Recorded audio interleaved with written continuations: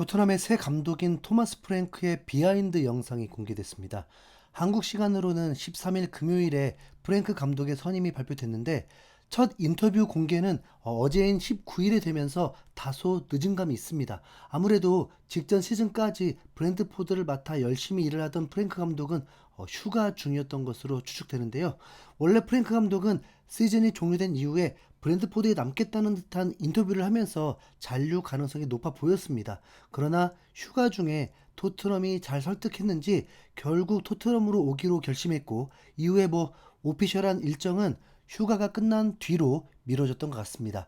그게 바로 어제였고 유니폼을 들고 찍은 오피셜 사진이라던가 첫 인터뷰도 어제 공개된 겁니다.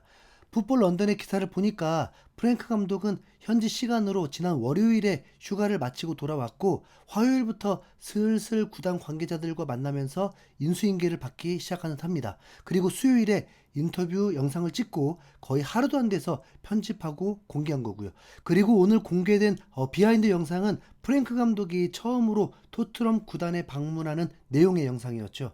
마치 프랭크 감독에게 구단 시설을 소개하듯이 입구부터 시설 하나하나 돌아가면서 쫙 훑어보는 식으로 진행되는데 이렇게 자세히 토트넘 시설을 보는 건 고래도 처음이라서 놀란 점도 많았습니다. 그 자세한 내용을 함께 보려고 하는데요. 우선 차에서 내리는 프랭크 감독을 맞이하는 낯선 인물이 한 명 등장합니다. 이 사람은 올해 4월부터 토트넘의 CEO가 된 비나이 벤카테샴이라는 사람인데 인도계 영국인이라고 하네요. 웬 낯선 인물이 프랭크 감독을 맞아주길래 도대체 누구지라고 했는데 벤카테샴도 불과 올해 4월에 토트넘에 합류한 새로운 인물이었던 겁니다. 축구 행정가로 잘 알려져 있는 벤카테샴은 놀랍게도 이전에 아스날에서 근무하면서 아스날 CEO를 역임했는데요. 아스날의 최악의 라이벌 관계를 맺고 있는 토트넘으로 부임했다는 점이 참 특이하죠. 2024년 여름까지 아스날 CEO였다가 1년간의 휴식 끝에 토트넘으로 온 건데 다음 시즌 토트넘이 아스날을 상대할 때는 이게 뭔가 좀 도움이 되려나 모르겠습니다. 아무튼 토트넘 CEO의 환영을 받으면서 토트넘에 도착한 프랭크 감독이 가장 먼저 향한 곳은 회의실이었습니다. 어쩌면 가장 많은 시간을 보내게 될 수도 있는 회의실에서 프랭크 감독이 한 말이 잠깐 들렸는데 그 내용이 뭐냐면 전술과 선수들의 이름이 한눈에 보이는 구조가 아주 효율적이다라면서 뭔가 회의실의 시설을 칭찬하는 듯 했죠. 뭘 보고 이런 말 한 건지는 화면으로 비춰주지 않아서 잘 모르겠지만 브랜트포드의 회의실과는 뭔가 다르니까 프랭크 감독이 굳이 이런 말을 했을 겁니다. 이어서 보여준 장소는 어느 정도 익숙한 토트넘의 감독방이었는데요. 깔끔하게 비워져서 흰색 벽만 보였는데 직원이 해주는 말들을 들어보면 프랭크 감독이 원하는 대로 꾸며줬다면서 인테리어를 맘대로 하라고 합니다. 브랜트포드를 비하하려는 건 아니지만 아무래도 토트넘은 그래도 빅클럽이라고 하며 탑6 안에 꼽히는 팀이잖아요. 그러다 보니 이런 기본적인 방에서부터 차이가 매우 큰 것으로 보이는데요. 단적인 예로 브랜트포드 홈구장은 최대 관중이 17,000여 명 정도에 불과한데 새로 지은 토트넘 스포 스타디움은 무려 6만 3천 명 가까이 수용 가능하거든요. 프리미어리그에서도 관중석 규모가 2위니까 그 규모 차이가 어마어마합니다. 솔직히 말하면 프랭크 감독도 토트넘 수준의 팀을 처음 만난 거기 때문에 적응이 쉽지 않을 수도 있어요. 네. 그러면서 벤치가 있는 복도 같은 곳으로 갔는데 토트넘 훈련 영상에서 자주 보여줬던 그 선수들이 신발을 신는 것 같았습니다. 2층에서 내려온 선수들이 준비를 하고 바깥으로 나가기 전 공간 같았고 이어서 선수들 탈의실로 갔는데 여기도 프랭크 감독이 처음 보는 장소입니다. 토트넘에서 경기를 하더라도 어웨이팀 시설만 이용했을 텐데 보통 홈 선수들이 쓰는 시설이다 보니까 어웨이 선수들이 쓰는 시설이 안 좋거든요. 어디서 들은 바로는 이게 심한 경기장은 어웨이팀 화장실에 물도 제대로 안 나오고 냄새가 나서 벌레도 많다고 하죠. 네. 토트넘은 경기장이 신축이다 보니까 그 정도까지는 아니겠지만 홈팀 탈의실을 보고 프랭크 감독이 살짝 놀란 것처럼 보이기도 했습니다. 어쨌든 차이는 분명 있다는 거겠죠.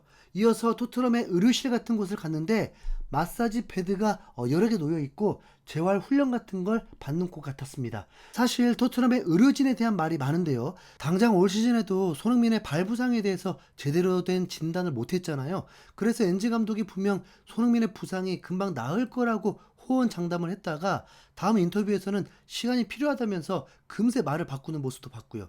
엔지 감독이 의료진이 아니니까 스스로의 판단으로 이런 말을 한 게 아니라 토트넘 의료진들의 말을 들었을 텐데 그 의료진들이 오락가락했던 거죠. 오죽하면 부주장인 로메로도 화를 내면서 자국 매체와의 인터뷰에서 토트넘 의료진이 형편없다고 폭로를 해버렸을까요? 가뜩이나 선수들을 혹사하려는 전략 때문에 수많은 부상자를 낳았던 토트넘인데 그 선수들의 회복이 늦어졌던 게 허접한 의료진들 때문이었다고 생각하면 짜증이 나는 것도 사실입니다. 시설 자체는 뭐 깔끔하고 좋아 보였지만 그걸 제대로 써주길 바랄 뿐입니다.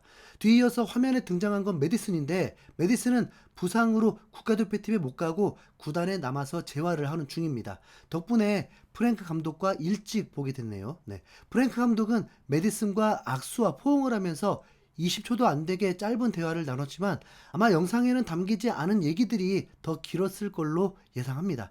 메디슨이 토트넘의 부주장이기도 하고 구단에 남아있는 선수가 별로 없다 보니까 분명 많은 걸 물어봤을 것 같거든요. 하지만 영상에서는 짧게 몸 상태만 물어보고 재활 훈련을 잘하고 있냐는 정도만 나오고 다음 장면으로 넘어갔습니다. 모르긴 몰라도 손흥민 얘기도 했을 것 같은데 이런 얘기는 카메라가 없을 때 했겠죠. 메디슨과 손흥민이 사이도 꽤 좋아서 손흥민에 대한 정보들을 물어보지 않았을까 조심스럽게 추측해 봅니다. 이어서 나온 선수는 드라구신인데 마찬가지로 악수를 하면서 상태만 물어보고 긴 얘기는 나누지 않았습니다. 그러면서 재활 수영장이 나오는데 원래는 찬물과 따뜻한 물이 나와서 번갈아 가며 들어가는 시설로 알고 있습니다. 하지만 시즌 때가 아니라서 그런지 프랭크 감독이 직접 손을 담가 보더니 물이 별로 차갑지 않다고 하기도 했죠. 그리고 식당에도 들러서 조리사들과 짧은 스몰 토크를 나눈 다음에 드디어 야외 공간으로 나가는데 와, 시설이 진짜 상상 이상입니다. 토트넘 훈련 영상에서 훈련장을 많이 봤는데 그때는 선수들 위주로 봤지 전체 시설을 보지 못했거든요. 그런데 이번에 나온 훈련 시설을 보니까 잔디밭이 엄청나게 넓더라고요. 설명을 해주는 관리자의 말을 들어보니까 총 4개의 경기장이 있다고 하고 4번 경기장은 주로 재활하는 선수들이 훈련을 할 때 쓴다고 하네요. 잔디깎기 차가 돌아다니고 물도 뿌리는 게 자연 잔디처럼 보였는데 정말 끝내줍니다. 괜히 최고급이라고 한 게 아니에요.